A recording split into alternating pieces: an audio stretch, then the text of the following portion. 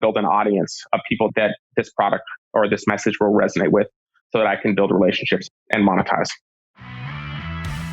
Welcome to Honest Ecommerce, where we're dedicated to cutting through the BS and finding actionable advice for online store owners. I'm your host, Chase Clymer, and I believe running an online business does not have to be complicated or a guessing game. If you're struggling with scaling your sales, Electric Eye is here to help. To apply to work with us, visit electriceye.io/connect to learn more. Now let's get on with the show. All right, everybody, welcome back to Honest Ecommerce. I am your host, Chase Clymer, and today we're welcoming to the show Phillip Rivers, not the Indiana Colts quarterback, but the CEO of Tetra. Tetra helps companies form deep relationships with their customers and drive revenue through email. Phillip, welcome to the show. How are you doing?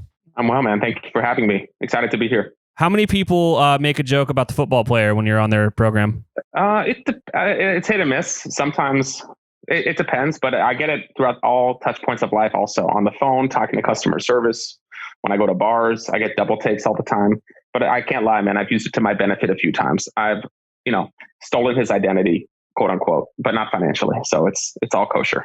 Absolutely. Here's the thing. I'm actually not a huge football fan myself. I'm sure that's surprising to everyone listening. Not even the Buckeyes? I mean, obviously the Buckeyes, you're born in Columbus, you gotta. But in my old band, my drummer was a huge Chargers fan. And on Sundays when we'd be driving around the country, he would be looking at his phone and just cursing out Phillip Rivers. So like that name's been burned into my mind because he wasn't scoring him fantasy points.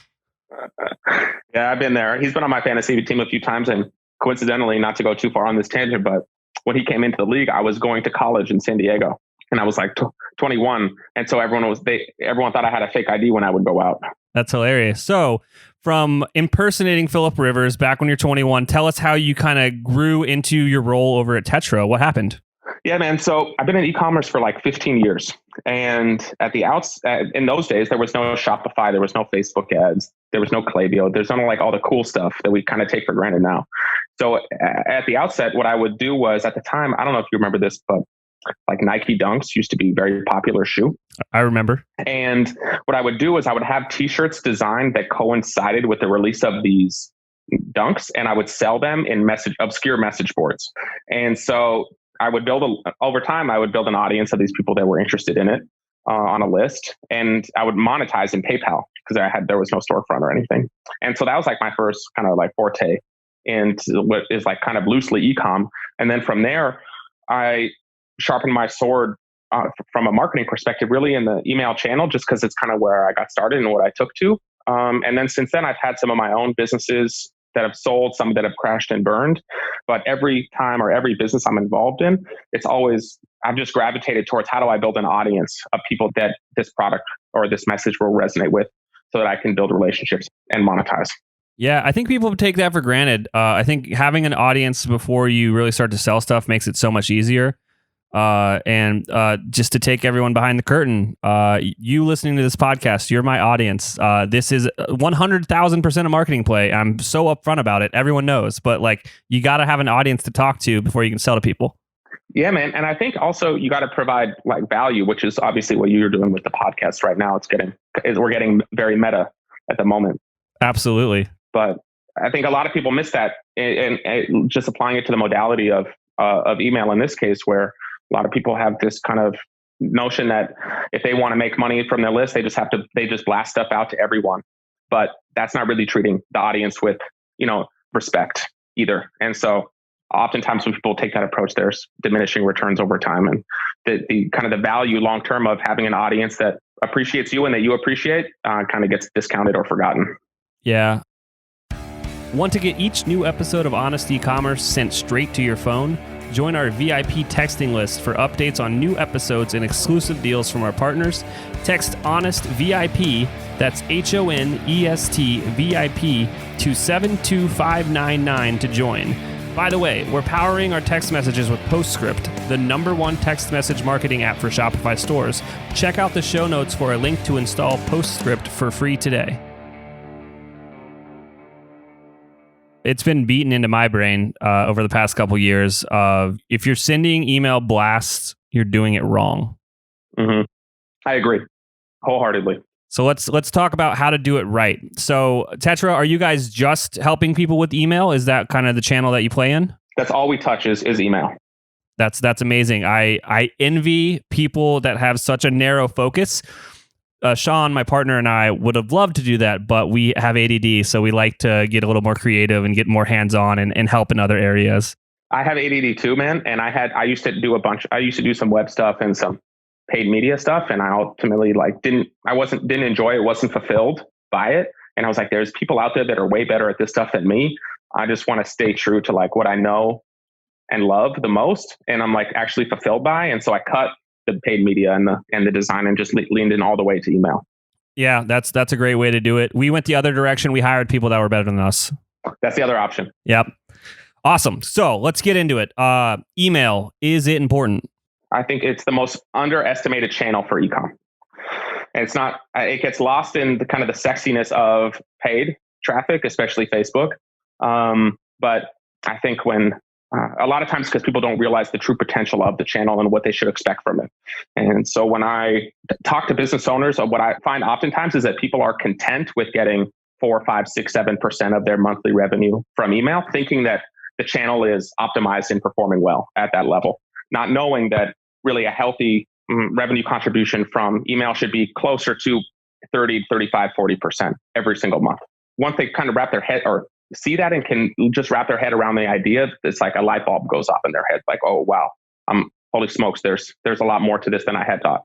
Yeah, it's insane to me. We're looking at new stores every week and trying to help people out and give them advice. And email is constantly the number one underperforming channel. And the light bulb moment is when you say this should be 30%. So let's just do really simple math here, just so we can explain it to the audience. Let's say someone's got a store, quick math, it's doing $100,000 a year and only 10% of that is for email. It should be at 30. So that store should be doing $120,000 a year with everything else staying the same. Exactly. And then just extrapolate that from there. Obviously, there's a lot of people listening, their stores are doing way better than that. So just do the math yourself. Yeah, I mean, to that point, one thing on that is there's 100% of the pie that you can carve up in terms of where sales are coming from: paid social, organic traffic, email, whatever it may be. But I think that I like to use that 30% as a bit on the low end. This is what you should strive for. But depending on what's happening within the business from especially a paid perspective, paid traffic perspective, the email can go higher than 30. I just don't like to kind of overpromise and underdeliver or set expectations too high. So anyone listening, 30% should be what you should strive for. But getting to 45, 50, 55% is not unrealistic. It definitely happens. I see it all the time. But the higher figures, really what's happening from a kind of marketing channel perspective, really kind of affects what the other channels can do, if that makes sense. Oh, yeah, it makes sense to me. It's wild to me that people are so drawn to paid media when it's so expensive. It's fast and sexy. Yeah, it's, I guess, people want results quickly, and building a list is not something you can do overnight. So maybe that's something maybe that's one of the reasons people are kind of hesitant to invest in this channel. What do you think some of the other reasons that people are neglecting these channels? I think really, man, it all starts with kind of the uncertainty of how to move forward or how to do it the right way. Because there's a lot of inputs out there, content out there that that we can consume. Just our keyboards are very powerful. We have access to so much information. And when you take in all these inputs about kind of all these things that you have to do, especially as it applies to email, because it can be intricate, it's overwhelming. And so people are just whoa, their guard goes up and it's oh, this is too much. I can't do this. But in reality, it's actually kind of what you need to get going and get momentum, which for the email channel, I think is the most important thing, is just starting to send consistently and then kind of improve over time in terms of refining the message, refining the audience or who's seeing that message and so on, is really the key to starting to kind of build a groundswell of opportunity within the audience. So I guess to take a step back or sum that up, the biggest hurdle that I see is people kind of understanding or seeing that they can actually do this and then starting and being consistent with it. On every episode, it's usually so what's the big hurdle? It's just do it. I don't know what people are waiting for some of the times. Hopefully, if you're listening to this and you haven't started email yet, you better get started today. You know what I mean? Just send a campaign tomorrow and then send a campaign 7 days from then, and so on. Just get started. In the least, just do that. You know what? You know what's funny? I was so bad at podcasting. I still am. But you just got to get started, man. It's one of those things. I don't know. You need a kick in the butt sometimes. So yeah, just go get started with the email. This episode is brought to you by Klaviyo. Klaviyo helps brands deliver more personalized digital marketing experiences via email, SMS messages, social ads, and more. And since it's all driven by real-time e-commerce data, you can make sure every interaction feels more relevant. When you have a 360-degree view of the customer, the growth possibilities are endless. Visit Klaviyo.com to schedule a demo. That's KLAVIYO.com.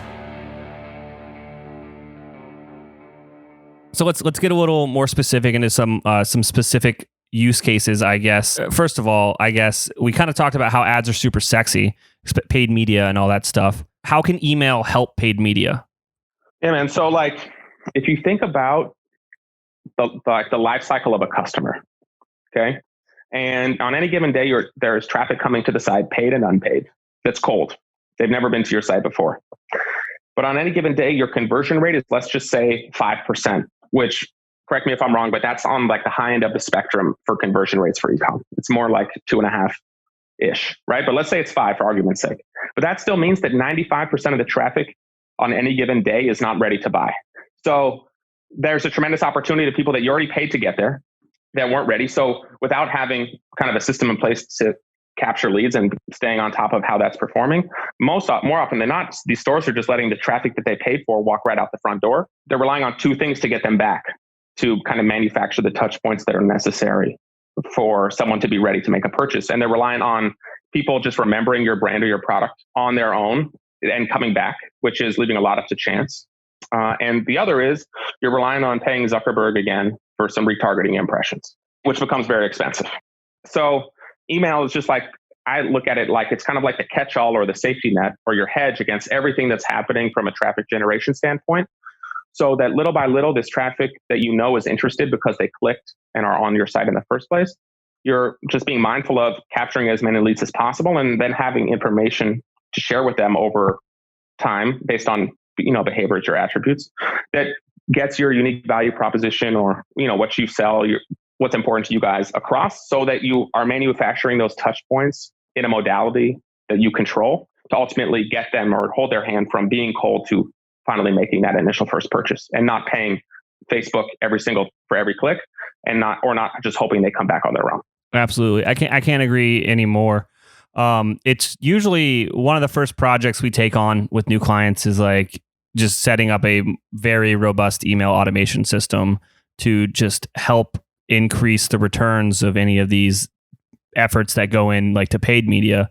It just comes down, it's numbers. E-commerce is so nerdy. It's all math. It's so funny. Like if you strip away everything else, it's just, you can take a look at some key KPIs, be like, well, this is where I need to focus my time. Yep. It becomes so clear once there's something in place and or you can see or understand, these are the kind of just the KPIs to keep my thumb on the pulse of, to know really at a glance if it's working or not working. And then based on what the data is telling you, what the next step is. Absolutely. Let's be honest today. All of your customers are going to have questions. And what are you doing to manage all those questions? Do you have a help desk for your business? One of our sponsors of today's episode is Gorgias, and Gorgias is the #1 rated help desk for e-commerce. It integrates seamlessly with Shopify. We have installed it on a bunch of stores. It's also used by brands like Movement and Rothy's. And what it does is it takes all of your customer insights and information, brings it into one amazing dashboard so you can solve their problem as quickly as possible. If you want to give Gorgias a try, visit gorgias.link/honest. That's GORGIAS.LINK/HONEST to get your second month free. So I guess I'm not going to ask for the secret sauce, but what are some tips for people that are just getting started with email marketing? And I guess like, how do you craft campaigns that aren't just all sale? Yeah. So I think in terms of getting started with email, the way I look at it is like it's threefold. There's three things you need. One, you have to have some modal or way to capture leads that are for all the traffic coming to the site, a pop-up, right? The most common thing that people do, and you guys might do this with a lot of your clients, is something like that's a discount off first purchase, for example. People are used to giving their email away for that. Yep. That obviously there's brand implications and some people don't do that, and that's fine. But in any event, something on the site to pique their interest in exchange for their email. Yeah. That's the first thing that should be done, just to build your list of all the traffic you're already kind of paying for in the first place. Second is, I think, having some sort of like a strategy or a framework for campaigns. Going back to like what I said a few minutes ago about like people have a really tough time just like starting, but then being consistent week to week. And we as humans have this like tendency to overcomplicate things or want things to be perfect before we do them. But ultimately, like you said, man, that's just like a hurdle that's keeping you from getting the experience to get better and improve over time. It's a limiting mindset is what it's called. Very much so. Very much so. And so for campaigns, in order, like, just to keep it simple at this point, it's just like you're going to communicate offers or, things about your products to people and offer things for sale via campaigns. That's a given. But I think that the thing that people struggle with on the campaign front more so is like, what value stuff do I send to people so that I'm not always just, quote unquote, blasting the list, trying to make money. And so in that, I would recommend like for value ideas, for content via email, like what are you doing on social already that can be sort of repurposed or repositioned for email? What do people like when you do post on social or maybe on your ads, like what do people comment? Because there's like gold nuggets in there that you can take and create some sort of a message or content around and slide into emails. Or like even stories about the products or how they're made or where they're made. There's like organically, there's stuff about the nature of what any business sells that they can talk about it, not from a sales frame, but from like a storytelling or a value frame. And so the objective for that message might still be click to the site to sell something, but when they're consuming it, it's not blatant, buy this product right now. And so hitting them, for lack of a better term, from kind of different frames or angles with the content, building kind of touch points or connections with them subconsciously. Does that make sense? No, yeah, it makes complete sense to me. I made a note here when you were talking about asking for emails, essentially, like the pop-ups on the websites. And obviously the go-to is like a discount on your first purchase. And you said there's sometimes brand implications and you can't do that. So here's some golden nuggets for people that don't want to ever discount their product. There's other things you can do. A, you could have a free shipping coupon code. That's something that I've seen a lot of businesses do that don't want to discount on brand. B, you could have a free gift with purchase as well for the first thing. So that's another way to have kind of an incentive to give that email, but you're not discounting it. You can get creative with it. You don't always have to discount, but you need to make sure there is an incentive because let me tell you, there are millions of e-commerce brands at this point, and I need a reason to sign up for your email list. Absolutely. And even, like one thing that we've seen that works well too is like a challenge or a content piece that is, you don't need the product that the company sells to do it, but it's something that people can like take action and have a sense of like belonging or involvement in whatever like this, quote unquote challenge is without buying the thing. Yeah, I've seen that done really well when you've got lifestyle brands that are really close to a core activity or something like that. For example, this happens a lot in like supplements. People, they'll like give away like workouts or food plan, like meal plans, stuff like that. Yep. As their lead magnet to try to acquire that first email. Yeah, man. So there's a lot of interesting. The easiest thing to do is a discount. And so for people that are having difficulty getting started, I would say just do that to get something live. Yep. But I would also recommend or urge folks to, even if that's live, think about some other creative ideas that they could maybe put up there, bring to the forefront that don't eat their profit margin. Yeah, you should always be testing offers. Not even just on your email sign up, just like in general. Period. Yeah. When that is your only problem, you're doing something right. That's the best problem. Yeah. Awesome. So, hey, is there anything I forgot to ask you about that you think would be worthwhile sharing with our audience? Yeah, man. The last thing, just to go back to your last question about like in the least, what should folks be doing? And I mentioned capturing leads and I mentioned campaigns. The one thing I didn't get to was flows. Oh, yeah. And I think also some really low hanging fruit for a lot of stores, in that, going back to the analogy or the kind of the example of all this traffic is coming, even if they're opting in, that you need somewhere for them to go. And campaigns alone isn't going to get your store to 30 or 40% of revenue from email. You need the flows because they work together. Like, all of this stuff is interconnected, right? And so I always look at campaigns as like, it's a traffic channel that you control outright. Like, you're buying traffic from Facebook, but you're paying a heck of a lot of money for it. But for campaigns, you're determining the audience, the message, and when you're sending. So when you send that campaign, traffic's coming. But just like all of the paid or organic channels, that traffic that you send via campaigns, it's not going to have 100% conversion rate. It'll fall within the average of the store, 3, 4, 5%, whatever it is. And so the job of the flows is to take the traffic where it is, where they abandoned session. Maybe they added to cart but didn't complete their purchase, for example, and send them a series of messaging based on their behaviors or attributes or lack thereof. That's automated, so that they operate as your 24/7 sales force. And so this is the other thing that I think is so important for stores to do, is just simply have flow set up for the key leverage points within the customer lifecycle, like cart abandoned or browse abandoned, for example, so that in the least that of all the traffic that's coming to your store, if they're opted in and they abandon session, based on where they are, they'll get relevant messaging that gets them back to the site to take the action that you want them to take. Yeah, I think the flows are such an amazing tool because it messages your customer where they're at in their own unique journey. And anytime you are messaging someone with a marketing message, I use message a crap ton just now. Anytime that when you're speaking to someone with where they're at and it's very unique and specific to them, you're always going to get a higher ROI. That's why retargeting works better than, prospecting. That's why bottom of the funnel always works better. It's like when you can get more specific and more granular with what you're messaging someone, it's going to return higher. So these automations are like just so to the point and so down that funnel.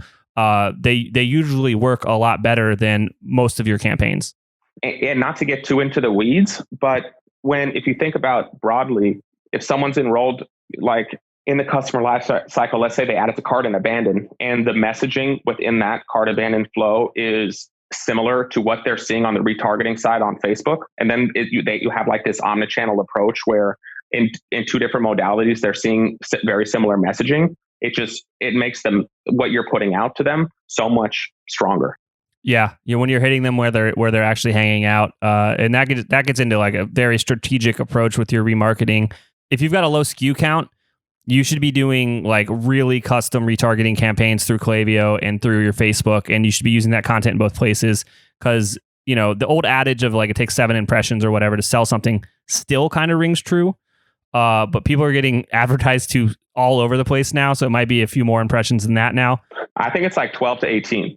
It's a lot, but here's the thing. I now have been buying a lot of stuff on Instagram strictly to reverse engineer what they're doing because I'm a nerd.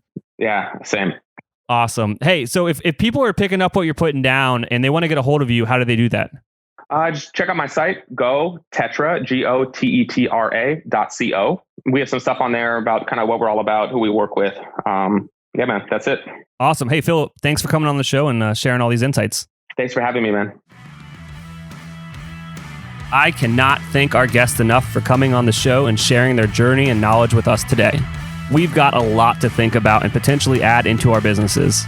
Links and more information will be available in the show notes as well. If anything in this podcast resonated with you and your business, feel free to reach out and learn more at electriceye.io/connect. Also, make sure you subscribe and leave an amazing review. Thank you.